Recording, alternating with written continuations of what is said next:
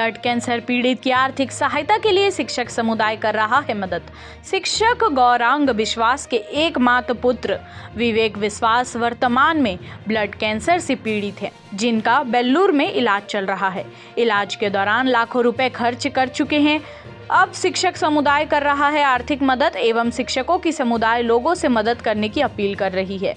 शालेय शिक्षक संघ कोयली बेड़ा के ब्लॉक अध्यक्ष गणेश दास, जिला उपाध्यक्ष रंजीत कर, विवेक रॉय, संयुक्त शिक्षक संघ के जिला उपाध्यक्ष अशोक मृधा, असित मंडल, अमिताभ सरकार, आहेन राय, विकास मंडल, नवीन शिक्षक संघ के बलिंदर कौर, गौतम मंडल, अन्य शिक्षक विभूति कुंडू, इन शिक्षकों ने घर घर जाकर आर्थिक मदद की मांग कर रहे हैं।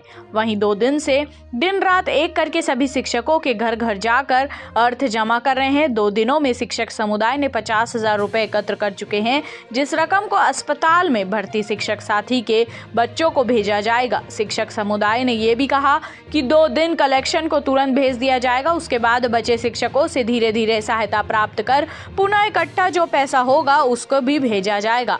शिक्षकों के इस अनूठी पहल को देखकर परोलकोट वासी शिक्षकों को धन्यवाद दिए। अरुण कीर्तनिया, हरे कृष्ण घरामी, कृष्णेंदु आइच, रंजन दास, सभी शिक्षकों ने इस कार्य की सराहनीय की।